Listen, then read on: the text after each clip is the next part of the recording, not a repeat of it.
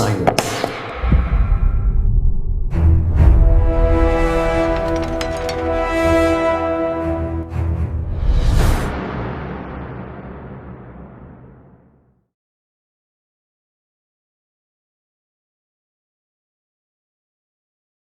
ஆண்டவராக இயேசு கிறிஸ்துவின் நாமத்தினாலே மீண்டும் இந்த வார்த்தையை வெல்லும். கடந்த வாரத்துல இருந்து நம்ம யூத்ஸ் பத்தி பேசிட்டே இருக்கிறோம். அதாவது குறிப்பாக இந்த சோஷியல் மீடியா, சமூக வலைத்தளத்தின் மூலமாக, இந்த சமூக ஊடகங்கள் மூலமாக இன்னைக்கு உள்ள ஜெனரேஷன் எப்படி பாதிக்கப்படுறாங்க, அதை மேற்கொள்றதுக்கு வேதம் நமக்கு என்ன சொல்லுது? இதை தான் நம்ம பார்த்தோம். அதனுடைய தொடர்ச்சியை தான் நம்ம இப்பவும் பார்க்க போறோம். இன்னைக்கும் ஃபெய்த் நம்ம கூட வந்திருக்கிறாங்க.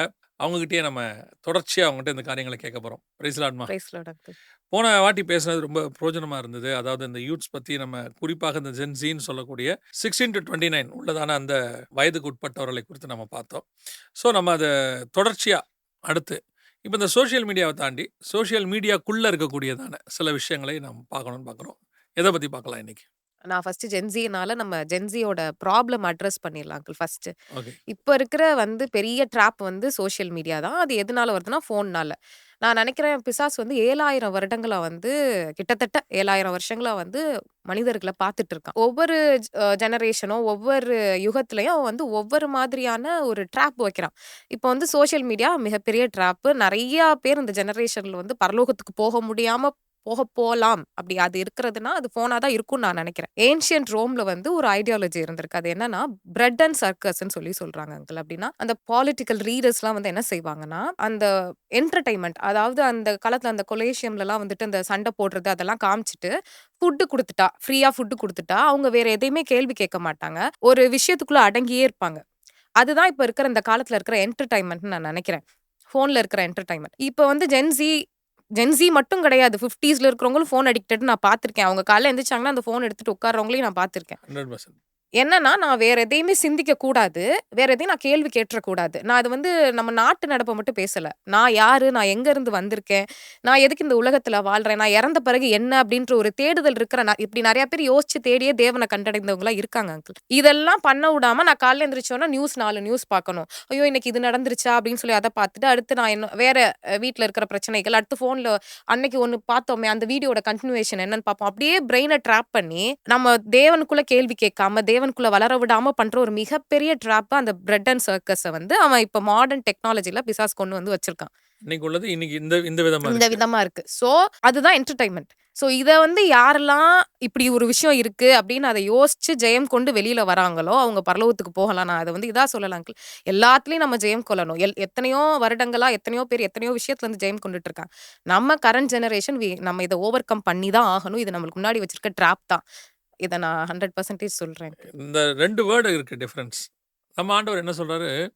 நாட்கள் பொல்லாதவைகளாகும்படியினால் காலத்தை பிரயோஜனப்படுத்துங்கள். இவங்க என்ன சொல்றாங்க? என்டர்டெயின்மெண்ட்னா பொழுதுபோக்கு. என்டர்டெயின்மெண்ட்ற வேர்டுக்கே பொழுதுபோக்கு. பிசாசு நான் எப்பவுமே ஒரு விஷயத்த பார்ப்பேன். பிசாசு உண்மைய சொல்லுவான். பொய் மாதிரி சொல்லுவான். பொய்ய சொல்லுவான், உண்மை மாதிரி இருக்கும். 2 கலந்திருக்கும். இல்ல அவன் சொல்றது பாருங்க உண்மை. பொழுதுபோக்கு. அவன் அப்படித்தான் சொல்லிக் கொடுக்குறான். கிரெடிட் கார்டு, கடன் அட்டைன்னு தான் சொல்றான். ஆண்டவர் கடன் வாங்காதிருப்பாயாக. அவன் கடன் அட்டைன்னு தான் கொடுக்குறான். ஆண்டவர் சொல்றாரு காலத்தை பிரயோஜனப்படுத்து. இவன் சொல்றான் பொழுதுபோக்கு.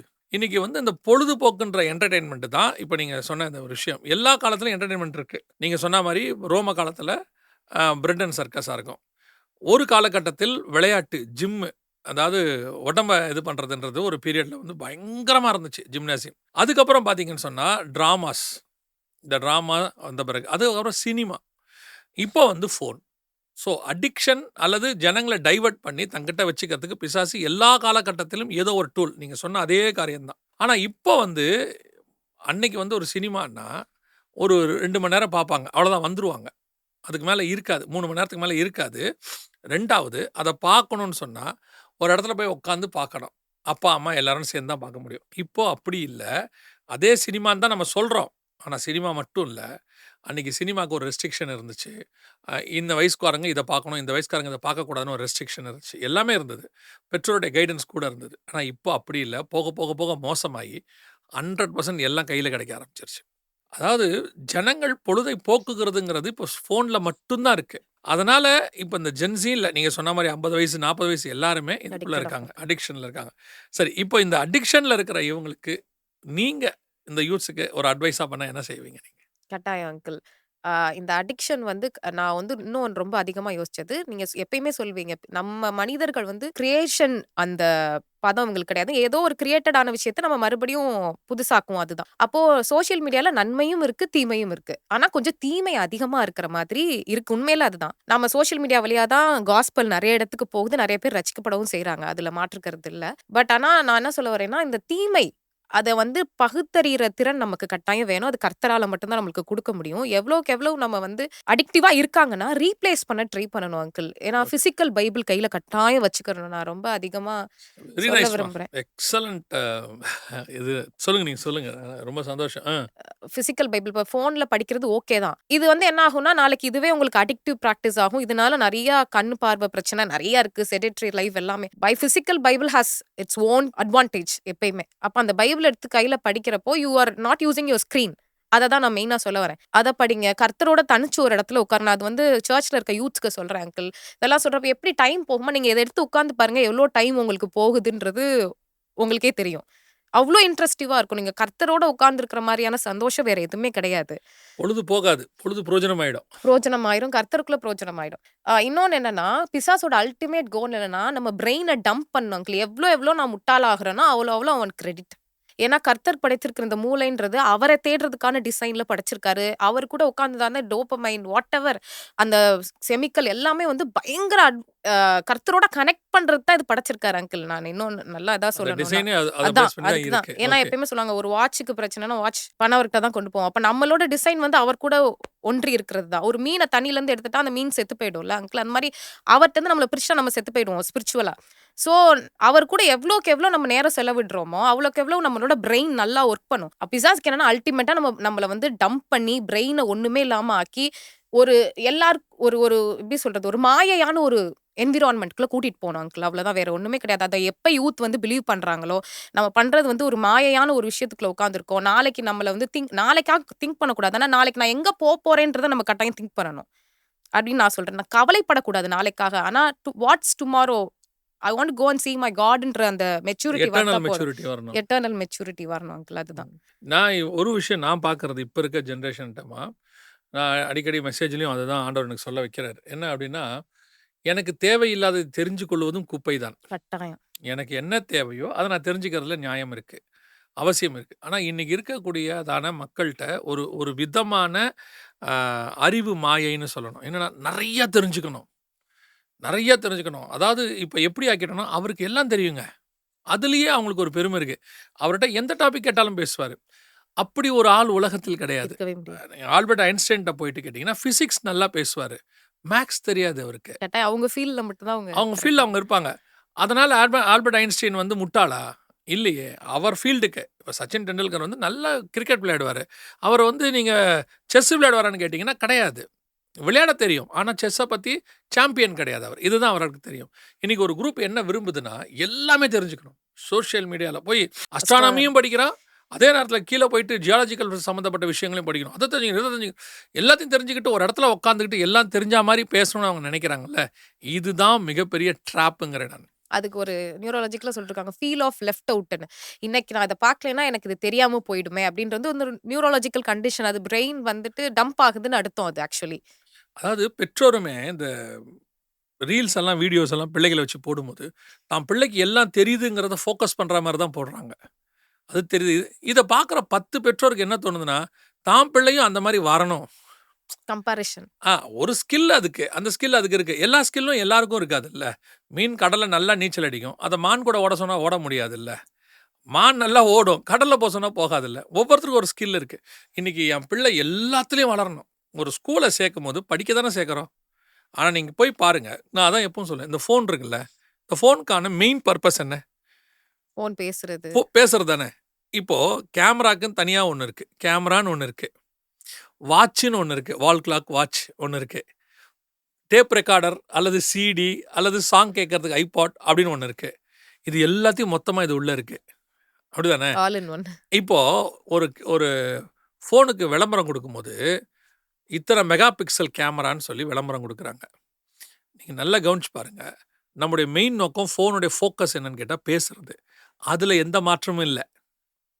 அதில இப்படி சொல்லி பாருங்க. இப்ப அந்த ஃபோன் வந்து நல்லா கேட்கும். அப்படிலாம் யாரும் ஆட் குடுக்குறதே இல்ல. இத்தனை மெகா பிக்சல் கேமரா இருக்கு. இதில வந்து இப்படி இருக்கு. அதோடைய இந்த சாஃப்ட்வேர் இருக்கு. இப்படி தான் பேசுறாங்க. அதே மாரி தான் ஸ்கூலுடைய நோக்கம் பிள்ளைகளை படிக்க வைப்பது. அவங்களுக்கு தேவையான நாலேட்ஜ் குடுப்பது. இப்ப தேவையில்லாத நாலேட்ஜும் நெறைய கொண்டாந்து வச்சுக்கிட்டு, இதெல்லாம் எங்க ஸ்கூல்ல இருக்குன்னு பெற்றோருக்கு ஒரு மாயைய உருவாக்கி, பெற்றோரும் ஸ்கூல்ல என்ன சேர்க்குறாங்க? அதில அங்க இருக்கு, ஸ்விம்மிங் இருக்கு, ஹார்ஸ் ரைடிங் இருக்கு, அது இருக்கு, இது இருக்கு. உங்க பிள்ளை லைஃப்ல எங்க ஹார்ஸ் ரைட் பண்ண போது? பண்ணலாம் இல்லையா? இந்த மாரி போன ஜெனரேஷன் பெற்றோர் நெனைக்கல. தம் பிள்ளைகள் படிச்சா போதும்னு நெனைச்சாங்க. இப்ப எல்லாத்தையும் பிள்ளை தெரிஞ்சுக்கணும். அறிவு பெருக்கம், நோய் பெருக்கமா மாறிடுச்சு. அதனுடைய விளைவு என்ன அப்படின்னு கேட்டீங்கன்னா, தேவையில்லாத நீங்க சொன்ன டம்ப். எல்லா இன்ஃபர்மேஷனையும் மொத்தமா கொண்டாந்து கொட்டிக்கிட்டு, அத படிக்கிறது, இத படிக்கிறது. ஒரு இடத்துல நான் பட்ட பாடு நான் சொல்றேன். நேரடியா சொல்றேன். நெறைய படிக்கும்போது மென்டலி டயர்ட் ஆகும். மென்டலி டயர்ட்னா என்னன்னா, பிசிக்கல் டயர்டு நீங்க படுத்தா சரியாயிடும். மென்டல் டயர்ட் தூக்கம் வராது. படுக்க விடாது. ஒரு விதமா இதாயிடுச்சு. ஒரு தடவ அம் ஒரு புக் படிக்க ஆரம்பிச்சேம்மா. 246 பேஜ் அந்த புக்கு. நைட் 11 மணிக்கு ஆரம்பிச்சேன். காலைல 3 மணி வரைக்கும் படிச்சேன். நெட்ல படிச்சேன் உட்காந்து. நைட் 11 மணிக்கு உட்காந்து சிஸ்டம்ல படிக்க ஆரம்பிச்சேன். பேஜ் ஸ்க்ரோல் பண்ணி படிக்கிறேன். அதில 240 பேஜ்ல ஏதோ ஆல்மோஸ்ட் 95% முடிச்சுட்டேன். வந்துட்டு இப்ப டைம் பார்த்தா மணி 3. அதுக்கப்புறம் எனக்கு 6 மணி வரைக்கும் தூக்கமே வரல. ஒரு மாரி அதாவது டயர்ட்னஸ் இருக்கு. ஆனா தூக்கம் வரல. ஒரு மாரி இருந்துச்சு. ஒரு நாள் ஆண்டவர் கேட்டாரு, "இவ்ளோ புக்க இவ்ளோ படிச்சு நீ என்ன பண்ண போற? என்ன செய்ய போற? எங்க யூஸ் பண்ண உன் லைஃப்‌க்கு என்ன தேவையோ அத படி. அதுக்குள்ள போ." அப்பதான் ஒரு இடத்துல எனக்கு ஆண்டவர் சொன்னாரு, "ஸ்டாப் ரீடிங்." டெய்லி ஒரு புக் படிக்கணுங்கிறத வந்து ஒரு கணக்கு வச்சு, ஒரு சில தலைவர்கள நம்ம ஃபாலோ பண்ணுவோம்ல. அவங்கலாம் டெய்லி ஒரு புக் படிச்சாங்க. நம்மளும் படிக்கணும் அப்படின்னு. அவங்க ஃபீல்டுக்காக படிச்சாங்க. அத தப்புன்னு சொல்ல முடியாது. அவங்களும் அவங்க ஃபீல்டு சம்மந்தப்பட்டது தான் படிச்சாங்க. அந்த தலைவர்களும் போய் பிசிக்ஸ் படிக்கல. அந்த தலைவர்களும் போயிட்டு என்ன படிக்கல? கெமிஸ்ட்ரி படிக்கல. அவங்க ஃபீல்டுக்கு என்னவோ. நம்ம தான் பிசிக்ஸும் படிக்கிறோம், கெமிஸ்ட்ரி படிக்கிறோம், ஜியோகிராஃபி படிக்கிறோம். எல்லாத்தையும் படிக்கணும்னு சொன்ன உடனே, மொத்தத்தையும் அள்ளி குப்பைய உள்ள தூக்கி போட்டு, டம்ப் ஆயி, இப்ப என்ன ஆயிடுச்சுன்னு கேட்டீங்கன்னு சொன்னா, ஒரு விதமான மென்டல் டென்ஷன். அது என்னன்னா, இதுக்கு அடுத்து என்ன இருக்குமோ, இதுக்கு அடுத்து என்ன இருக்குமோ, நம்ம பிரெயின் அந்த டோபமைன் லூப் கேட்டுட்டே இருக்கும். அது வந்து அது கொஞ்ச நாள் கழிச்சு என்ன ஆகும்னா, ரொம்ப அடிக்டிவா இருக்கும். நீங்க ஒரு புக் படிச்சா உங்களுக்கு சாட்டிஸ்ஃபாக்ஷன் வருது. 10 புக் படிக்கிற இடத்துல தான் உங்களுக்கு அந்த சாட்டிஸ்ஃபாக்ஷன் வரும். அதுதான் இங்க பிரச்சனையா. அப்போ ஒரு இடத்துல நானே மெசேஜ்ல வரும்போது சொல்லத் தொடங்குனேன். இத படிக்க தொடங்குங்க. பைபிள படிக்க தொடங்குங்க. எனக்கு அதிலிருந்து இதுக்குள்ள வந்து, அத மறக்கறதுக்கு கொஞ்சம் நாள் ஆச்சும்மா. நாள் கூட இல்ல. சில மாசங்கள் ஆச்சு. அதாவது எப்படி ஆயிடுச்சுன்னா, பைபிள் படிக்கிறேன். ஐயோ! நம்ம இது தெரியலையே. இப்ப இத பத்தி என்ன பண்ணுவோம்? நாளைக்கு என்ன எவிடன்ஸ் குடுப்போம்? அப்ப காட் சொன்னாரு, "உனக்கு என்ன தேவையோ அத நான் தரேன். நீ இத மெயினா படி" அப்டின்னாரு. அதுக்கப்புறம் தான் எனக்கு ஒரு உண்மை தெரிஞ்சுச்சு. இது உள்ள நான் பார்க்குற ஆங்கிள தவிர இன்னொரு ஆங்கிள் ஆஃப் ஸ்பிரிச்சுவாலிட்டி உள்ள இருந்தது. வசனத்துக்குள்ள இருக்கக்கூடியதான ஆழமான சத்தியம்னு ஒண்ணு இருக்கு. ஹெவன்லி. அது இந்த வேர்ல்ட்ல இருக்க டெக்னாலஜி பத்தியோ அதெல்லாம் இல்ல. காட தெரிஞ்சுக்கிறது. அவரை அறிகிற அறிவு. அது வந்த பிறகு தாம்மா இது மறந்துச்சு. இத படிக்கணுங்கிற எண்ணம் நின்னுச்சு எனக்கு. அதுவரைக்கும் நீங்க நம்புவீங்க 72 கிலோ புக் வச்சிருந்தேன் நானு. அப்புறம் ஒரு நாள் வெயிட் எல்லாத்துக்கும் எடுத்து தூக்கி போடுறோம் 72 கிலோ இருந்தது. அந்த அளவுக்கு படிக்கிறது நான் இப்பவும் தப்புன்னு சொல்லல. Reading is not bad. Correct தான். தேவையானத நீங்க படிங்க. ஆனா, எல்லாத்தையும் சம்மந்தம் இல்லாம ஒரு வெப்சைட் படிச்சுக்கிட்டு இருக்காங்க. அதுல என்ன பிரயோஜனம்னு கேட்டா, இல்லவே இல்ல. இப்ப நம்மள அவனும் அப்படித்தான் பண்ணி வச்சிருக்கான் பிசாசும். நீங்க போய் பாருங்க. நமக்கு நம்ம பார்க்க போனது ஒண்ணா இருக்கும். ஆனா, அதுக்கப்புறம் அடுத்து அடுத்து ஒண்ணு வரும். நம்ம நெனச்சா அத கையில கீழ வைக்கிறதுக்கு நம்ம கிட்ட கெப்பாசிட்டி இருக்கு. அப்படிதான் காட் நம்மள படைச்சிருக்காரு. சுயாதீனத்தோட படைச்சிருக்காரு. நம்ம வைக்கணும்னா வச்சுக்கலாம். எல்லாமே நம்ம கிட்ட தான் இருக்கு அங்கிள். பாவம் செய்யறதும், செய்யாததும் நம்ம கிட்ட தான் இருக்கு. காட் வந்து இன்னும் அந்த சுயாதீனத்தை எடுக்கல. ஆமா. நம்ம நெனச்சா பாவம் செய்யாம இருக்கலாம். ஆனா, ஒரு சில வாலிபர்களுக்கு அந்த அடிக்ட் ஆயிட்டாங்கல்ல, அவங்கள வந்து இப்போ அவங்களுக்கு தான் மெயினா இப்ப நம்ம சொல்ல வேண்டியிருக்கு. இப்ப நம்ம வந்துட்டு விக்கணும், யூஸ் பண்ணக்கூடாது. அது ஓரளவுக்கு தன் செல்ஃப் கண்ட்ரோல் உள்ளவங்களுக்காக முடியும் அது. ம். அடிக்ட் ஆன பசங்க. அவங்களையும் தான் இதுலருந்து கொண்டு வர வேண்டியது தான் ரொம்ப முக்கியமா இருக்கு இதுல. ஒண்ணு ரொம்ப அதிகமா சொல்லணும்னா, ஜென்ஸீஸ் வந்து எல்லா ஜெனரேஷன்லயும் நன்மையும் இருக்கு, தீமையும் இருக்கு. நம்ம சொன்ன மாரி உருவாக்குனதுல வந்து எல்லாமே நன்மையும் இருக்கு, தீமையும் இருக்கு. நீங்க அடிக்கடி சொல்லுவீங்க அங்கிள். மனிதர்கள் எதெல்லாம் உருவாக்குறாங்களோ, அதுல வந்து நன்மையும் இருக்கு, தீமையும் இருக்குன்னு. 2மே உள்ள இருக்கும் அதுல. ஆமா. அதே மாரி எல்லா ஜெனரேஷன்ஸ்லயுமே நன்மையும் இருக்கு, தீமையும் இருக்கு. அந்த மாரி நான் ஜென்ஸீஸ் கிட்ட வந்து நான் ஒரு விஷயம் ரொம்ப அப்ரிஷியேட் பண்ணி பார்க்குறது என்னன்னா, இந்த கேஸ்ட் பார்க்குறது. அதெல்லாம் ரொம்ப கம்மி பண்ணியிருக்காங்க. They are thinking little bit more அப்படின்றத நான் அப்ரிஷியேட் பண்ணியே ஆகணும். அதனால எல்லாருமே ஜென்ஸிய குறை சொல்லுவாங்க. But I think they have some good side அப்படின்றத நான் நம்புறேன் அங்கிள். அதோட கூட தீமையும் இந்த இந்த இந்த மாரி கொஞ்சம் அதிகமா காரியங்கள் இருக்கு. அடிக்ஷனாக இருக்கிறது. இல்ல இன்னொன்னும் இதுல என்னன்னு கேட்டீங்கன்னா, இப்போ உள்ள யூத்ஸ் இருக்காங்க இல்லையா? ஒரு பீரியட்ல படிச்சு வேலைக்கு போணும் அப்படிங்கிறது அவங்க சம்பாத்தியத்துக்கு ஒரு மஸ்ட்டா இருந்துச்சு. இப்ப சோசியல் மீடியால சம்பாதிக்கிற காலம் ஒண்ணு வந்திருக்கு. ரீல்ஸ்லயோ, அல்லது ஷார்ட்ஸ்லயோ, அல்லது YouTubeல உள்ள அ புரோகிராம்ஸ்லயோ சம்பாதிக்கிறது. ஏன்னா இப்போ நெறையா ரெவென்யூ வருது அதுலருந்து. ஸோ அதுக்காக உள்ள போயி நெறையா பண்றவங்க. அவங்க சம்பாதிக்கணும்னு தான் பண்றாங்க. அது நல்ல நோக்கம்னே வச்சுக்கோங்களேன். ஆனா அவங்க அந்த சம்பாதிக்கணும்னா, இத நெறைய பேர் பார்க்கணும்னு இருக்கு. மில்லியன்ஸ் பார்க்கணும்னு இருக்கு. அப்போ இந்த மாரி ஒரு 100 பேர் புரோகிராம் போடும்போது, 100 பேருடைய புரோகிராமையும் அவங்க பார்த்தா தான் அவங்களுக்கு என்ன 100 பேருக்கு ரெவென்யூ வரும். 100 புரோகிராமே ஒருத்தன் பார்க்குறான்னு வச்சுக்கோங்க. இப்ப நீங்க அடிக்ஷன். சிலருடையதான புரோகிராம்ஸ் எல்லாம் இருக்கு. மில்லியன்ஸ்ல வாட்சிங் இருக்கு. 2 மில்லியன், 5 மில்லியன், 10 மில்லியன் ஒரு அம் யுஎஸ்ல ஒருத்தர் இருக்கிறாரு. அவருக்கெல்லாம் 100 மில்லியன் இருக்காங்க. வாட்ச் பார்க்குறவங்கலாம் இருக்காங்க. 100 மில்லியன்ஸ். அப்ப யோசிச்சு பாருங்களேன். 1 பில்லியன் பீப்பிள் பார்க்குறாங்க. 1 பில்லியன், 10 பில்லியன் பீப்பிள் பார்க்குறாங்க. ஸோ அப்படி பார்க்கும்போது, இந்த மாதிரி ஒரு நீங்க 10 பேருடைய புரோகிராம மட்டும் நீங்க பார்க்குறீங்கன்னு வச்சுக்கோங்களேன். ஒரு நாளைக்கு எவ்வளோ நேரம் அதில டைம் ஸ்பெண்ட் பண்ணணும். ஸோ இதுவும் இன்னைக்கு என்ன இருக்கு, அவங்களுக்கு அது ரெவென்யூவா இருக்கு. இவங்களுக்கு இது அடிக்ஷனா மாறுது. அது ஒண்ணே ஒண்ணு தான் அங்கிள். ஜெயம் கொள்ளுங்கள்னு சொல்றாரு தேவன். நான் வந்து நானு ரப்சர்க்கு எடுத்துக்கொள்ளப்பட்ட போறதுக்கு முன்னாடியோ, இல்ல என் மரணத்துக்கு முன்னாடியோ நான் வந்து ஒரு அல்டிமேட் ஜெயம் கொள்ளுதல் பண்ண முடியாது. அது பண்ண முடியாதுன்னா, எப்படி சொல்ல வரேன்னா, இப்போ ஒரு ரூ. 1000 சேர்க்கணும்னா அங்கிள், நான் டெய்லி ரூ. 1 சேர்த்தா தான் 1000 நாள் எடுக்கும் நான் அந்த ரூ. 1000 அட்டெண்ட் பண்ண. நான் வந்து இத வந்து உலகத்தோட கம்பேர் பண்ணல. நான் ஒண்ணு சொல்ல வரேன். ஜெயம் கொள்றதுன்னா என்னன்னா, நான் டெய்லியும் ஜெயம் கொள்ளணும். காலைல எந்திரிக்கிறேன்னா, ஃபோன் எடுக்கிறேனா, இல்ல நான் வந்து உட்கார்ந்து ஜெபிக்கிறேனா, அது ஃபர்ஸ்ட்டு அந்த ஒரு சின்ன சின்ன விஷயத்துலருந்து ஜெயம் கொள்ளணும் அங்கிள். ஒரு நாள் நம்மளுக்கு நெறைய ட்ரபிள் வரும். நான் யார சூஸ் பண்றேன்றது ரொம்ப ரொம்ப முக்கியம். எல்லாருக்குமே சொல்றேன். நான் வந்து யூத்ஸ்க்கு மட்டும் பேசல அங்கிள். நம்ம ஒவ்வொரு நாளும் கர்த்தர் நம்மளுக்கு ஒவ்வொரு விஷயம் வச்சிருக்காரு. அதுலருந்து நம்ம ஜெயம் கொண்டா தான் அல்டிமேட் ஜெயம் கொள்ளுதலுக்குள்ள நம்ம போக முடியும். ஜெயம் கொள்கிறவன் எவனோ, அதுதான் அல்டிமேட் வேர்ஸ். அதனால நம்ம டெய்லி எந்தெந்த விஷயத்துல ஜெயம் கொள்றோமோ, என்னைக்கு காட் நம்மளுக்கு எண்ட் டே வச்சிருக்காரோ, அன்னைக்கு அத அட்டைன் பண்ணி நம்ம காட் கிட்ட போக முடியும் அங்கிள். அதான் வசனம் என்ன சொல்லுதுன்னா, அனுதினமும் ரட்சிக்கப்படணும் அப்படின்னு இருக்கு. இன்னொரு வசனம் சொல்லுது, நீங்கள் பூர்ணராகும்படி கடந்து போகுங்கள். அப்போ இது வந்து ஒரு டெய்லி ப்ராசஸ். ஒவ்வொரு நாளும் அந்த ப்ராசஸ்க்குள்ள போய் போய் ஒரு நாள் வரும் ஜெயம் கொள்ளுகிறவர்கள் முற்றிலும் ஜெயம் பெறுவார்கள்னு வசனம் சொல்லுது. அப்போ நாம ஒரு நாள் நம்ம ஜெயிச்சிட்டோம் ஒரு விஷயத்த. இன்னைக்கு நான் ஒரு நாள் ஃபோன் பார்க்கல அப்படின்னு சொல்லிட்டா, இது தொடர்ச்சி. நாளைக்கு திருப்பி இதோட இன்னைக்கு விட்டத்த பிடிக்கிறவங்கலாம் இருக்காங்க. ஒரு தம்பிய பத்தி சொன்னாங்க. ரொம்ப ஆச்சரியமா இருந்துச்சு, சந்தோஷமா இருந்துச்சு. 21 நாள் அவன் ஃபாஸ்டிங். அந்த 21 நாள் அவனுக்கு என்ன பிரதிஷ்டைன்னா, 21 நாளும் ஃபோன் பார்க்க மாட்டேன்னு பிரதிஷ்டை. சூப்பர்.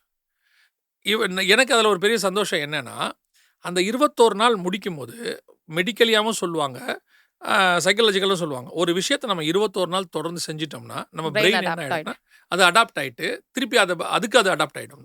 அப்ப அந்த தம்பி 21 நாள், 25 நாள் அத செய்ய ஆரம்பிச்ச பிறகு ஆட்டோமேட்டிக்கா அவனுக்கே அந்த ஃபோன் மேல இது என்ன செய்யுது, அந்த ஆசை போயிடும். கடைசியா எனக்கு நடந்தத நான் சொல்லிட்டு முடிச்சிட விரும்புறேன். என்ன அப்படின்னு கேட்டா, ஒரு சில காரியங்கள் வந்து ஃபோன்லயும் சரி, அல்லது அ நியூஸும் சரி, ஏன்னா நம்ம நெறைய நியூஸ் பார்க்க வேண்டியிருக்கு எனக்கு. ரொம்ப பார்க்காம என்னால இருக்க முடியாது. அப்படி ஒரு சிச்சுவேஷன் ஒண்ணு வந்துச்சு.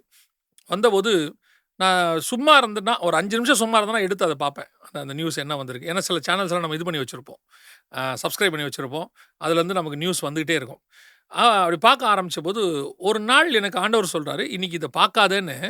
என்னால அன்னைக்கு அத பார்க்காம இருக்க முடியல. அப்பதான் எனக்கு தோணுச்சு, நான் அடிக்ட் ஆக தொடங்குறேன் இதுக்கு அப்படின்னு சொல்லிட்டு. அப்போ எனக்கு எப்பவுமே ஒரு பழக்கம் தாம்மா. நான் ரொம்ப படிக்காததுனால, எனக்கு இந்த மாரிலாம் எதுவும் செய்ய வராது. அதனால நான் என்ன செய்வேன்னா, நேரா ஆண்டவர்ட்ட அன்னைக்கு உட்காந்து முழங்கால் போட்டு நான் ஒரு ஒரு ஒரு ஜெபம் பண்ணேன். ஆண்டவரே, இதுலேருந்து வெளிய வரேன். எனக்கு ஹெல்ப் பண்ணுங்க. என்னால முடியல. எனக்கு நல்லா தெரியுது. இத எடுக்கக்கூடாதுன்னு நெனைக்கிறேன். ஆனா அப்படி லிட்டரலா சொல்றேன்மா, இது இது கர்த்தருக்கு முன்பாக நிக்கிறது. மறுநாள்லேருந்து எனக்கு அந்த தாட்டே இல்ல எனக்குள்ள. அத எடுக்கணுங்கிற அந்த சம்மந்தப்பட்டதான வெப்சைட்குள்ள போகணும், அந்த நியூஸ் பார்க்கணும், அங்கற ஒரு எண்ணமே இல்ல. அதோட கூட அது நின்னது தான்.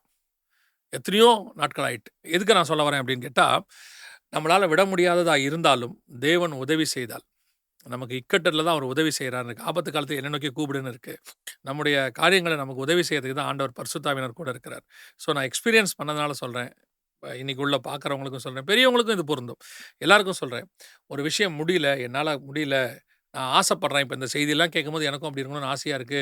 ரொம்ப ஃபோன ஜெயிக்கணும், சோசியல் மீடியாவ ஜெயிக்கணும் அப்படின்னு நீங்க ஆசைப்படுறீங்கன்னா, ஃபர்ஸ்ட்டு பிரதானமான வேலை உங்கள கமிட் பண்ணுங்க ஆண்டவர்ட்ட போயிட்டு. இத விடணும்னு ஆசைப்படுறேன்னு உங்க முழு இருதயத்தோட கமிட் பண்ணுங்க. நீங்க உண்மையிலேயே அத சொல்றீங்கன்னா, பரலோகம் நிச்சயம் உங்களுக்கு உதவி செய்யும். உங்களுக்கு அதுலருந்து வெளிய வரதுக்கு, நீங்க ஜெயிக்கிறதுக்கு ஃபெய்த் சொன்ன மாரி, ஜெயம் கொள்ளுகிறதல். அதை செய்வதற்கு நிச்சயமாக ஆவியானவர் உதவி செய்வார். ஏன்னா, அவர் தான் நமக்காக பரிந்து பேசுகிறவர். அவர் தான் நமக்காக வாக்குகளாக பெருமூச்சுகளோட விண்ணப்பங்களை ஏறெடுக்கிறவர். அவர் வந்து நமக்கு உதவி செய்கிறவராக இருக்கிறார். ஸோ இந்த நிகழ்ச்சி உங்களுக்கு பிரயோஜனமாக இருந்திருக்கும்னு நினைக்கிறேன். தொடர்ந்து ஜெபம் பண்ணுங்க. நல்லா பைபிள் வாசிங்க. அதோடு கூட கமிட் பண்ணி ஜெபம் பண்ணுங்க. இருதயத்தின் ஆழத்திலிருந்து நிச்சயம் கர்த்தர் உங்களுக்கு உதவி செய்வார். கர்த்தருக்கு சித்தமானால், வருகை தாமதிக்குமானால், இன்னொரு வார்த்தையை வெல்லும் நிகழ்ச்சியோடு கூட உங்களை நாங்கள் சந்திக்கிறோம். God bless you. Praise the Lord. Praise the Lord.